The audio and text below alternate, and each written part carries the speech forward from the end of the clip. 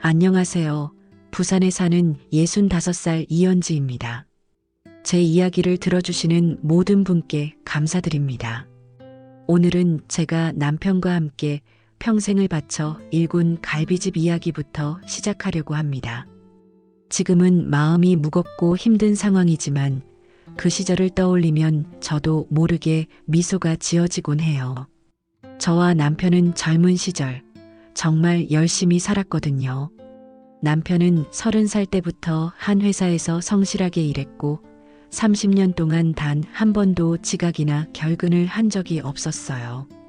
퇴직금이 꽤 두둑하게 나왔고 남편은 이제 그만 몸을 좀 쉬고 싶다며 회사를 떠났습니다. 그런데 퇴직 후 며칠간은 좋았어요.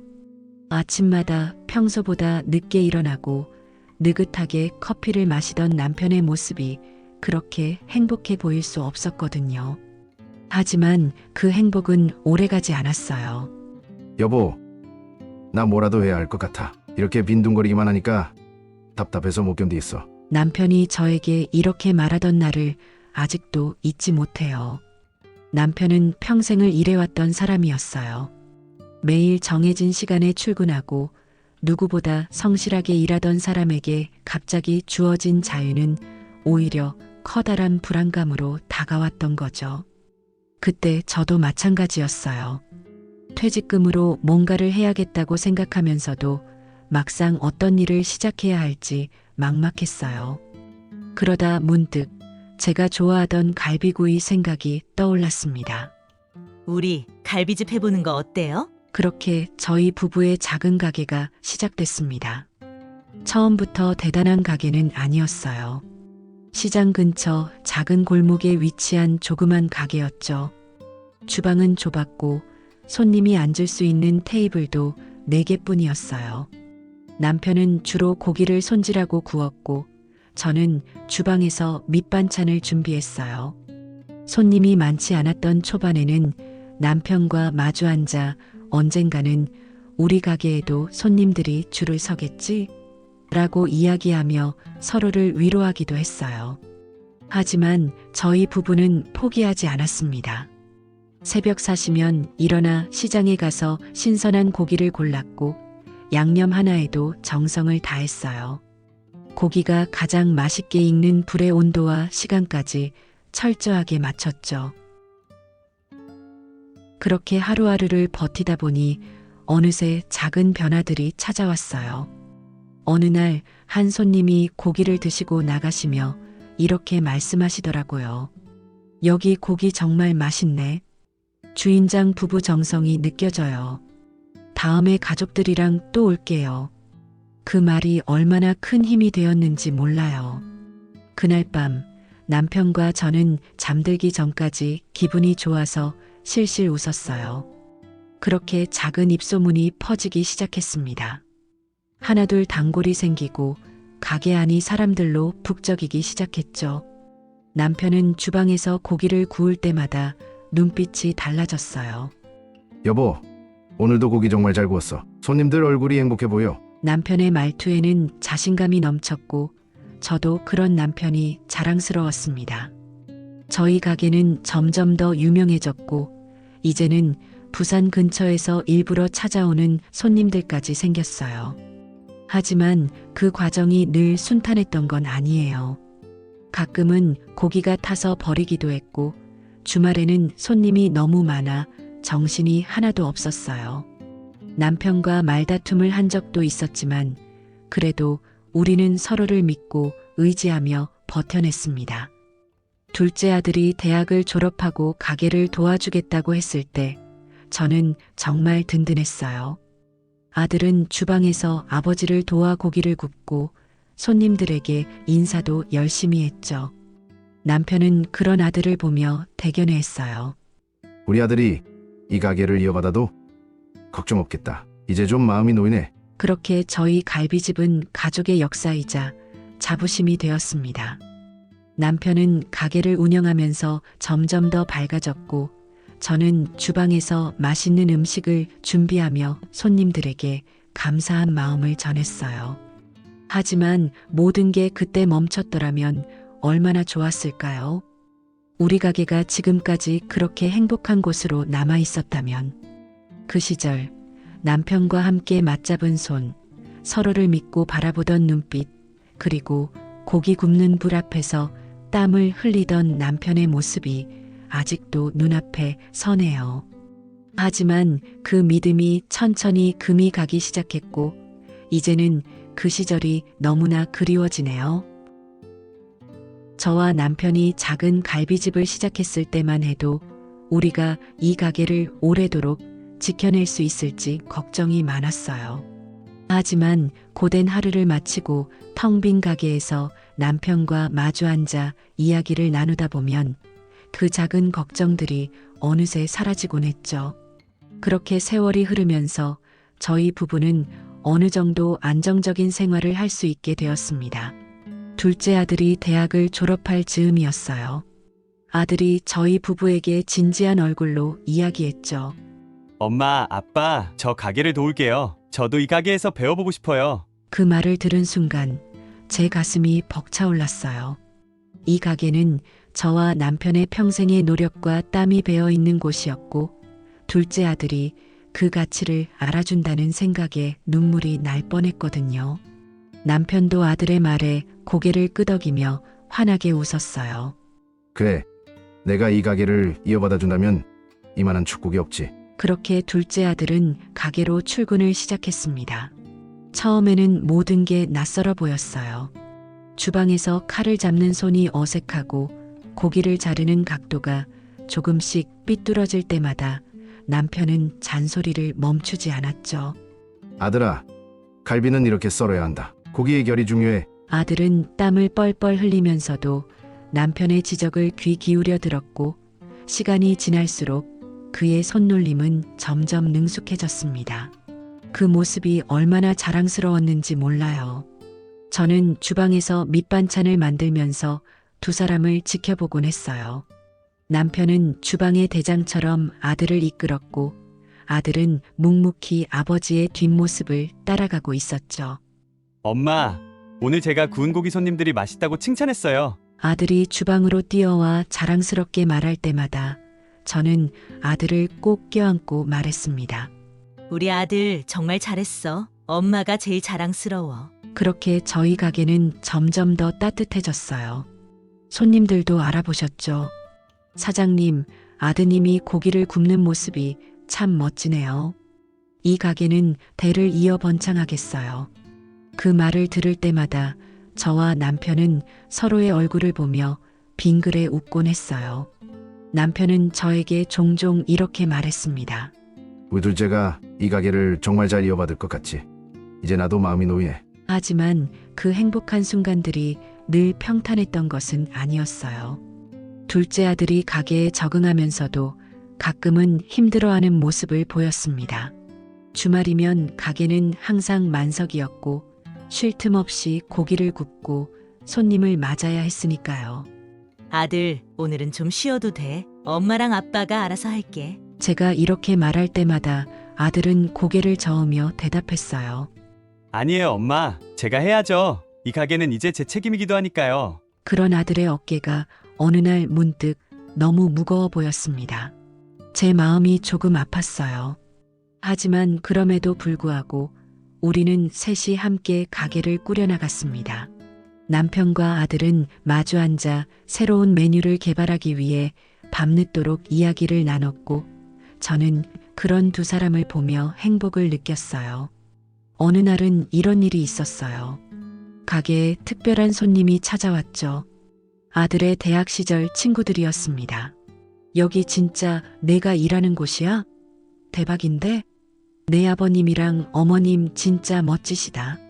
아들은 쑥스러운 듯 웃으며 친구들에게 고기를 내어주었고, 저와 남편은 뒤에서 그 모습을 지켜보았습니다.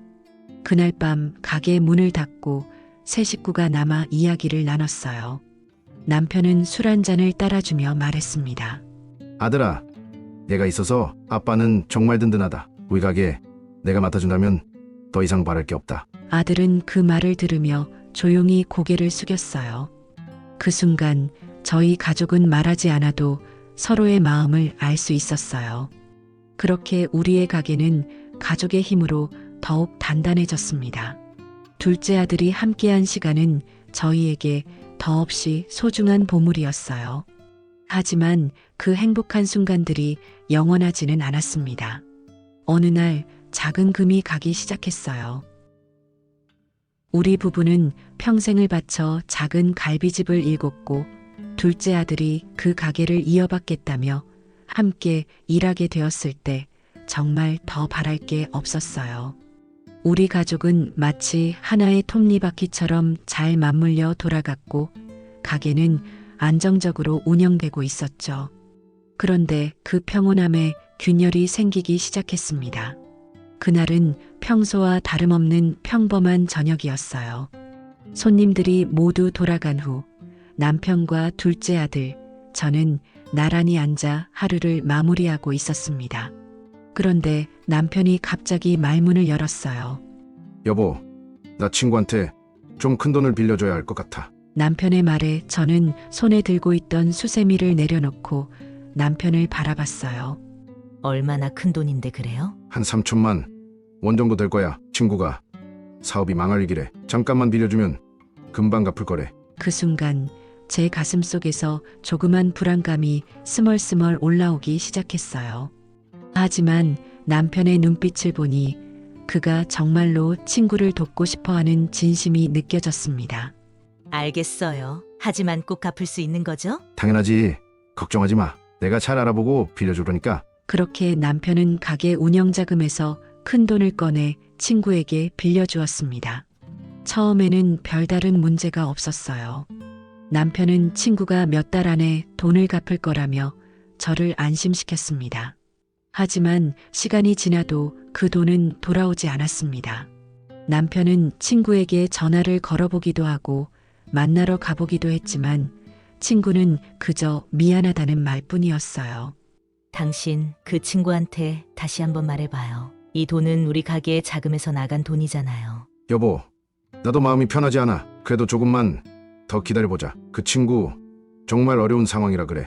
남편은 친구의 사정을 이해했고 저는 남편의 그런 마음을 존중하고 싶었어요. 하지만 그날 이후 남편은 같은 실수를 반복하기 시작했습니다. 어느 날은 남편이 또다시 조심스럽게 말을 꺼냈습니다. 여보, 이번엔 형님이 급하게 돈이 필요하다고 해. 사업이 많이 어렵대. 또 돈을 빌려준다는 거예요? 그때 친구한테 빌려준 돈도 아직 못 받았잖아요. 제 목소리는 점점 떨리기 시작했고 남편은 저를 바라보며 한숨을 내쉬었습니다. 이번엔 달라. 형님은 절대 그런 사람 아니야. 꼭 갚을 거야. 그날 밤 저는 잠을 이루지 못했어요. 남편의 결정을 이해하려고 애썼지만 가게 자금이 계속해서 빠져나가고 있다는 생각에 불안감이 커져만 갔습니다. 그리고 결국 남편은 형님에게도 큰 돈을 빌려주었습니다. 몇 달 후 형님 역시 돈을 갚지 못했습니다. 그때부터 저는 남편에게 신뢰를 조금씩 잃기 시작했습니다. 가게의 장부를 볼 때마다 빠져나간 금액들이 눈에 들어왔고 저는 남편을 원망하게 되었습니다. 당신 도대체 왜 자꾸 이런 선택을 해요?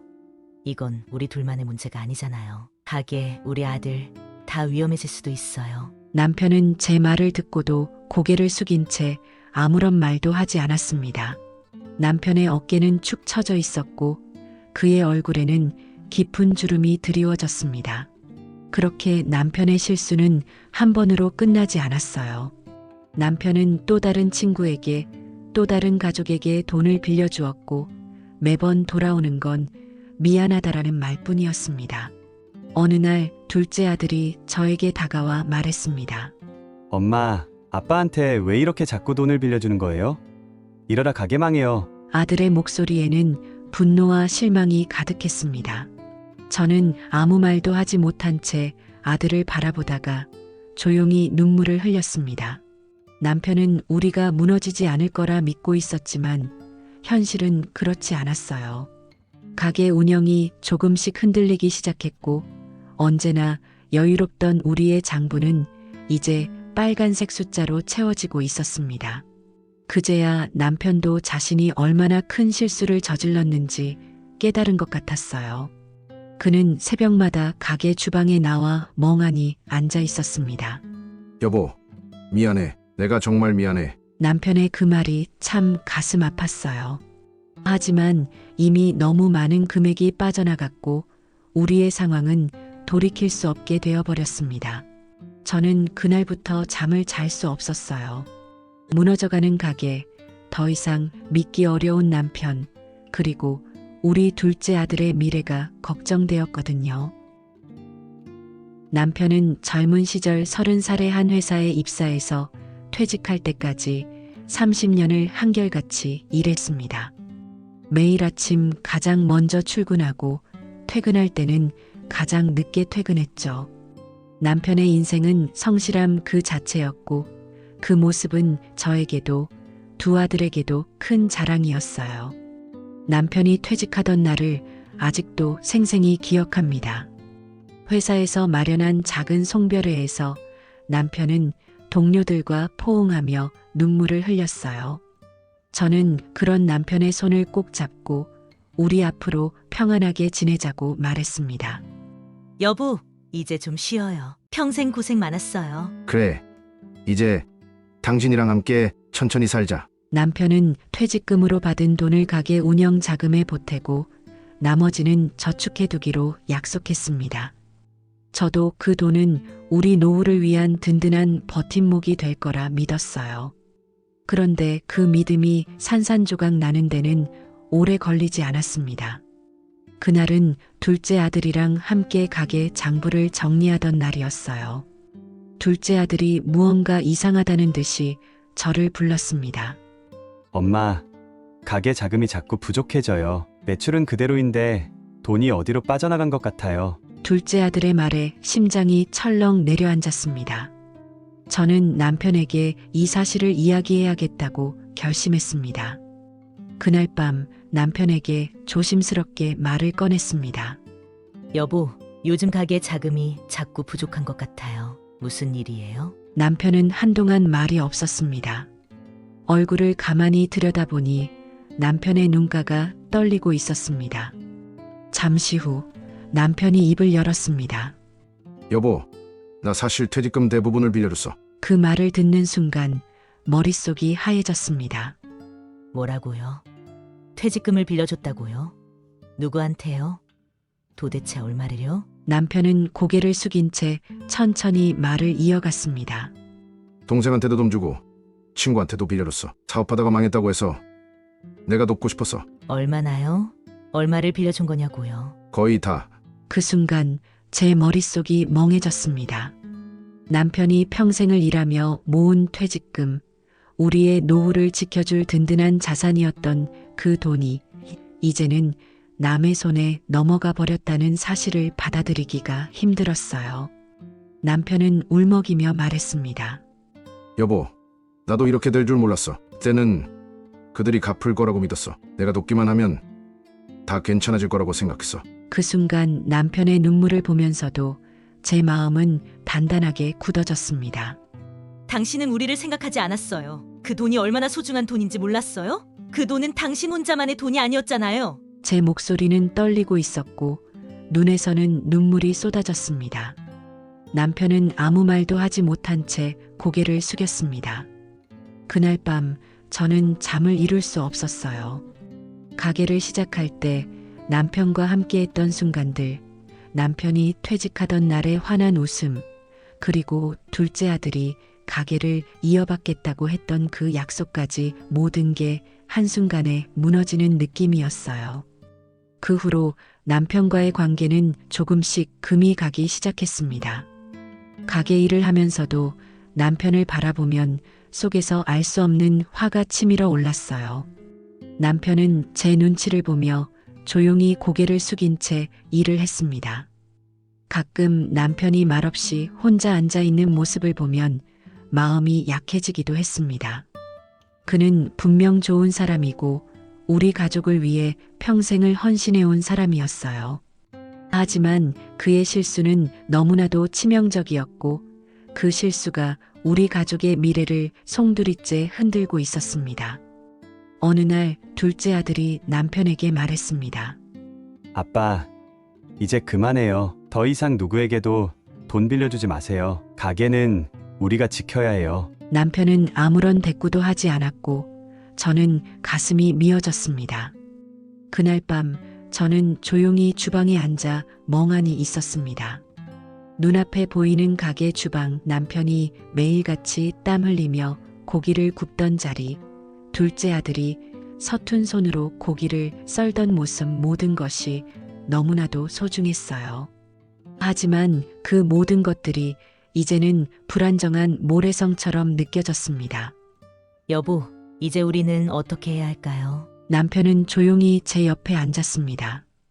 그의 얼굴에는 후회와 자책이 가득했습니다. 내가 정말 미안해. 다시는 이런 일 없을 거야. 그 말은 진심이었을 겁니다. 하지만 이미 엎질러진 물은 다시 주워 담을 수 없었습니다. 남편의 실수로 시작된 우리의 균열은 점점 더 깊어졌고 그 균열이 어디까지 이어질지는 아무도 알 수 없었습니다.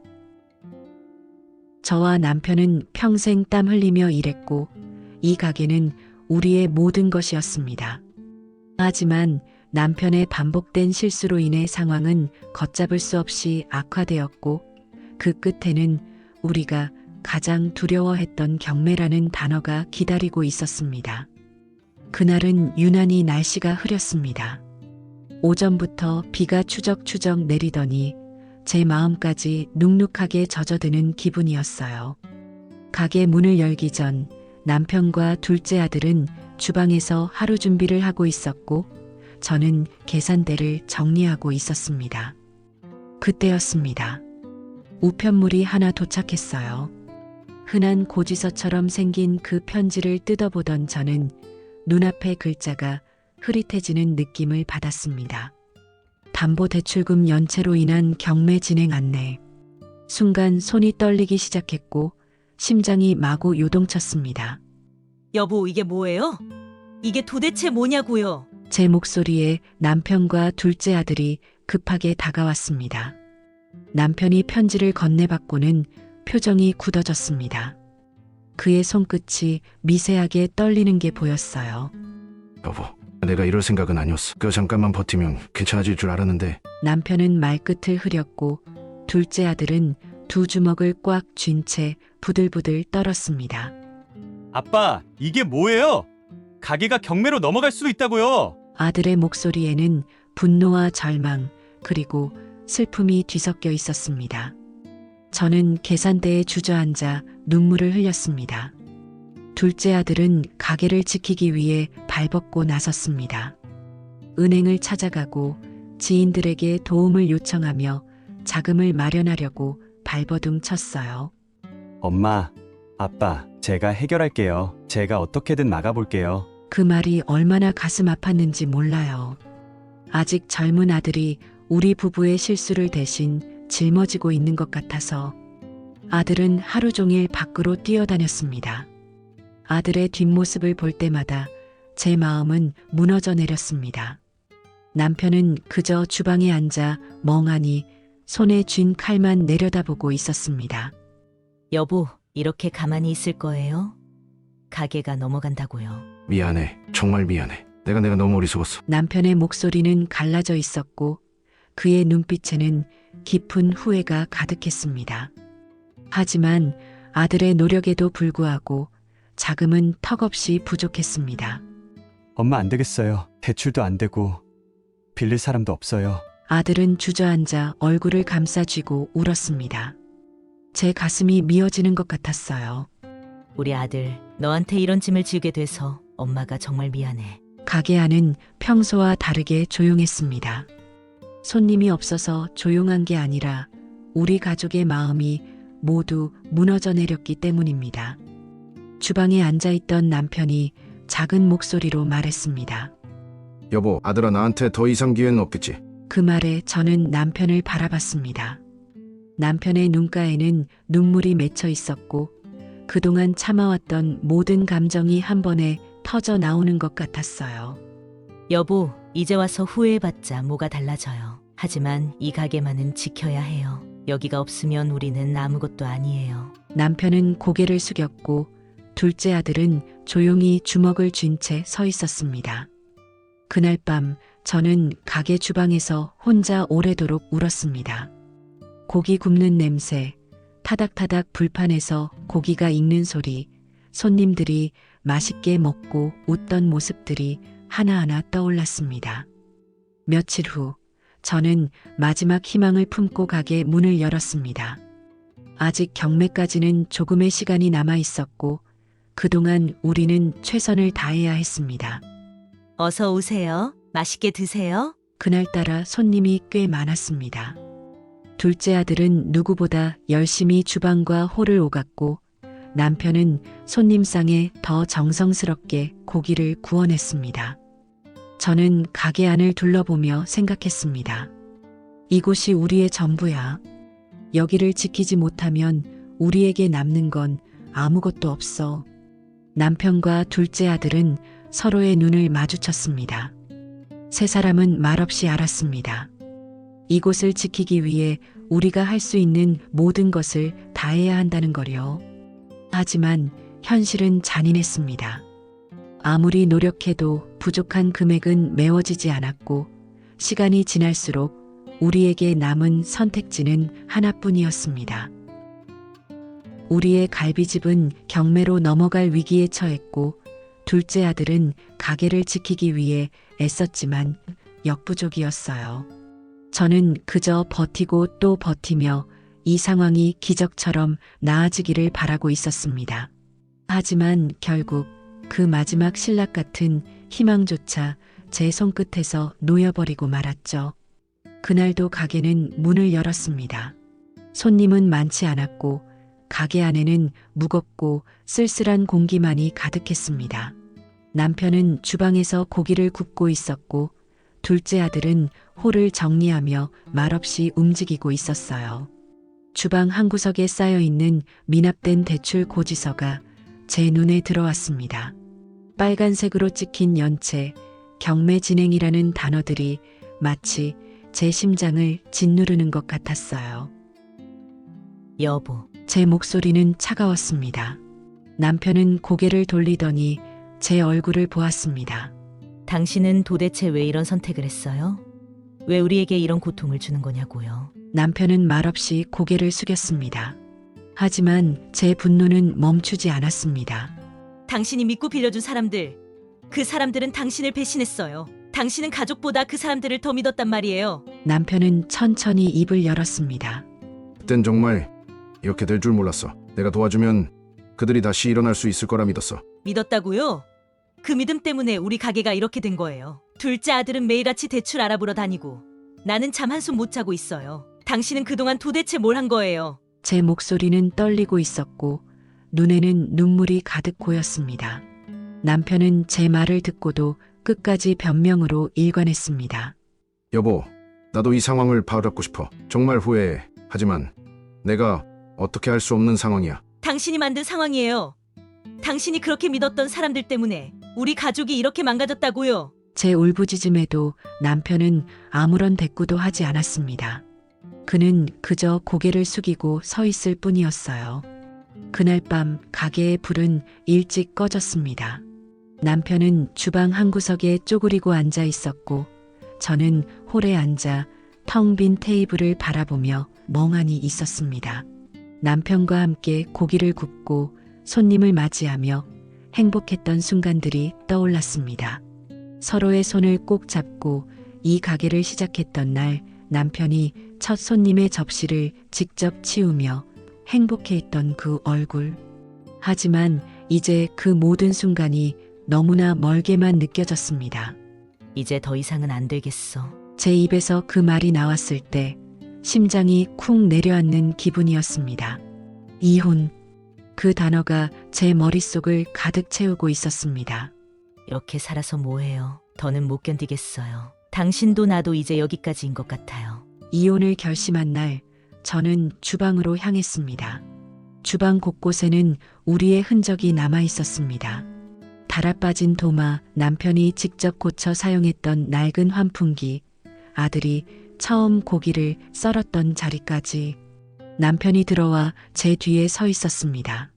여보, 정말 이혼할 거야? 저는 남편을 돌아보았습니다. 그의 얼굴은 한없이 초라해 보였고 그의 눈에는 깊은 후회와 미안함이 담겨 있었습니다. 당신이 만든 이 상황에서 내가 버틸 힘이 없어요. 이 가게도 우리도 모든 게 이제 한계예요. 남편은 천천히 고개를 끄덕였습니다. 당신 말이 맞아. 이 모든 게 내 잘못이야. 하지만 우리 가게는 꼭 지켰으면 해. 그 말에 저는 주저앉아 울음을 터뜨렸습니다. 남편도 제 옆에 앉아 조용히 울었습니다. 당신도 나도 정말 최선을 다했어. 하지만 이제는 그 끝이 보이네. 그렇게 우리는 주방 바닥에 나란히 앉아 한참 동안 아무 말 없이 울기만 했습니다. 그날 밤 저는 이혼 서류를 꺼내어 정리했습니다. 둘째 아들은 아무 말 없이 저를 바라보았습니다. 엄마, 이게 정말 최선이에요? 미안해, 아들아. 하지만 이제 더 이상 버틸 힘이 없어. 남편은 저를 말리지 않았습니다. 그는 이미 모든 것을 내려놓은 사람처럼 보였습니다. 여보, 나 정말 미안해. 그 말이 마지막이었습니다. 이혼을 결심한 날 이후 제 하루는 참 무거웠습니다. 하지만 한편으로는 조금 가벼워진 느낌도 들었어요. 평생을 짊어지고 있던 짐을 이제야 내려놓는 것 같았거든요. 이혼 서류에 도장을 찍기 위해 구청을 찾던 날, 제 발걸음은 천근만근 무거웠습니다. 서류를 손에 쥔 채 구청 건물 앞에서 한참을 서 있었어요. 이걸로 정말 끝나는 건가? 한편으로는 지난 세월이 떠올라 가슴이 미어졌고, 다른 한편으로는 드디어 남편의 무책임한 선택으로부터 자유로워질 수 있다는 생각에 마음이 한결 가벼워졌습니다. 남편과 마지막으로 마주 앉았을 때 그는 조용히 제 얼굴을 바라보았습니다. 여보, 미안해. 내가 다 망쳐버렸어. 그의 목소리는 너무나도 작고 떨렸습니다. 하지만 저는 이제 더 이상 그 말을 위로할 힘이 없었어요. 이제 우리 각자의 길을 가요. 더 이상 서로에게 상처 주지 말아요. 그렇게 남편과의 마지막 인사를 나누고 우리는 각자의 길을 가게 되었습니다. 이혼이 마무리되고 결국 가게는 지켜내지 못했습니다. 경매는 피할 수 없었고 마지막 날 가게 문을 닫을 때 저는 주방에 서서 한참을 울었습니다. 달아빠진 도마, 매일 아침 신선한 고기를 손질하던 남편의 자리, 그리고 아들이 주방 한편에서 처음으로 고기를 썰던 그 순간들, 모든 게 주마등처럼 스쳐 지나갔습니다. 여기서의 모든 날들이 행복했는데 가게가 경매로 넘어가던 날 저는 마지막으로 주방을 정리했습니다. 벽에 걸린 작은 사진들, 남편과 함께 가게를 열었던 첫날 찍은 사진 한 장이 제 눈에 들어왔습니다. 그 사진을 조심스럽게 떼어내어 가방에 넣으며 조용히 중얼거렸습니다. 그동안 정말 고마웠어. 우리 가게야. 가게를 잃었지만 그래도 제 손에 남은 것들이 있었습니다. 남편이 가게를 지키기 위해 무리한 선택을 할 때도 저는 조금씩 제 이름으로 저축을 해두었거든요. 그 돈은 많지 않았지만 앞으로 저 혼자 살아가는 데는 충분할 것 같았습니다. 저는 작은 원룸을 하나 얻고 그곳에서 새로운 삶을 시작했습니다. 처음에는 텅 빈 집안이 낯설었어요. 가습을 위해서 끓고 있는 국, 남편이 퇴근하면서 사다 주던 작은 빵 하나, 이런 일상들이 그리웠습니다. 하지만 시간이 지나면서 조금씩 적응해 나갔습니다. 이제는 작은 화분에 물을 주고 혼자 차린 밥상을 마주하며 스스로에게 말합니다. 괜찮아. 이연지, 너는 잘 해낼 수 있어. 혼자 보내는 시간이 많아지면서 저는 문득문득 저 자신에게 질문을 던지곤 했습니다. 그동안 나는 누구를 위해 살았을까? 내 행복은 어디에 있었을까? 가게, 남편, 아이들, 제 삶은 늘 누군가를 위해 존재했지만 이제는 조금씩 제 자신을 돌아볼 수 있게 되었습니다. 가끔은 시장에 나가 작은 꽃을 사와 화병에 꽂아두고 따뜻한 차를 마시며 창밖을 바라보기도 했습니다. 이혼 후 경제적으로는 여전히 불안정했지만 제 마음은 이상하리만큼 평온했습니다. 남편의 반복된 실수와 책임감 없는 행동에 더 이상 상처받지 않아도 된다는 사실이 저를 자유롭게 했습니다. 이혼 후 저는 모든 걸 처음부터 다시 시작해야 했습니다. 가게도 남편도 모든 게 제 곁을 떠났지만 그 빈자리를 채우기 위해 저는 조금씩 제 삶을 다시 읽어나갔습니다. 이혼 후 저는 둘째 아들과 더 자주 연락을 주고받았습니다. 아들은 한동안 방황했어요. 가게를 지키지 못했다는 죄책감 때문인지 말수가 줄었고 얼굴에선 늘 걱정이 떠나지 않았습니다. 그런 아들이 어느 날 조심스럽게 말을 꺼냈어요. 엄마, 저 친구랑 같이 작은 고깃집을 열어보려고 해요. 그 말을 듣는 순간 제 마음이 울컥했습니다. 아들은 여전히 고기라는 단어에 기대를 걸고 있었습니다. 우리 가족이 그동안 얼마나 많은 땀과 노력을 쏟았는지 누구보다 잘 알고 있는 아들이었으니까요. 그래, 잘해봐. 내가 하고 싶은 일이라면 엄마는 응원할게. 그렇게 아들은 마음이 잘 맞는 친구와 함께 작은 고깃집을 열었습니다. 처음에는 손님이 거의 없어서 아들은 매일 밤 늦게까지 주방에서 고기를 썰고 홀을 청소했어요. 엄마, 아직 장사가 잘 안 되네요. 저 잘할 수 있을까요? 아들의 목소리에서 불안함이 느껴졌습니다. 저는 아들을 꼭 껴안고 말했어요. 우리도 처음엔 그랬어. 하지만 성실함은 절대 배신하지 않아. 꾸준히 하다 보면 손님들이 알아줄 거야. 시간이 조금씩 흘렀고 아들의 가게는 점차 입소문이 나기 시작했습니다. 엄마, 우리 가게가 맛있다고 사람들이 블로그에 글도 올리고 그랬대요. 아들의 목소리에는 설렘과 자부심이 가득했습니다. 저는 그런 아들의 목소리를 들으며 안심이 되었습니다. 그래, 우리 아들 정말 잘하고 있어. 아들의 가게는 여전히 자리를 잡아가는 중이었지만 그의 얼굴에는 더 이상 불안감이 보이지 않았습니다. 한동안 저는 아무것도 할 수 없었어요. 가게를 잃고 남편과 이혼하고 제게 남은 건 작은 저축뿐이었으니까요. 하지만 언젠가 문득 이런 생각이 들었어요. 이렇게 주저앉아 있을 수는 없어. 나도 다시 시작해야 해. 그렇게 저는 아이 돌봄 선생님이 되기 위해 교육을 받고 자격증을 취득했습니다. 어렸을 때부터 아이를 좋아했지만 이렇게 직접 아이들을 돌보는 일을 하게 될 줄은 몰랐습니다. 첫 출근 날 저는 긴장해서 손에 땀이 날 정도였어요. 하지만 막상 아이들을 만나니 모든 걱정이 사라졌습니다. 작고 반짝이는 눈망울로 저를 바라보는 아이들을 보면서 제 마음은 녹아내렸습니다. 아이들이 손을 잡고 뛰어다닐 때면 제 얼굴에는 자연스럽게 미소가 번졌습니다. 때로는 울음을 터뜨리는 아이를 달래야 할 때도 있었지만 저는 그 작은 손을 잡고 진심을 다해 이야기했습니다. 괜찮아. 선생님이 옆에 있어. 울지 말고 우리 같이 해보자. 물론 예전처럼 큰 돈을 벌지는 못했습니다. 가게를 운영할 때와 비교하면 제 수입은 한없이 작았어요. 하지만 저는 더 이상 매일 새벽부터 고기를 손질하고 늦은 밤까지 계산대에서 머리를 싸매고 있을 필요가 없었습니다. 아침에 눈을 뜨면 여유롭게 창밖을 내다보고 주말이면 집 근처 공원에 산책을 나가곤 했습니다. 이게 바로 진짜 평온이라는 거구나.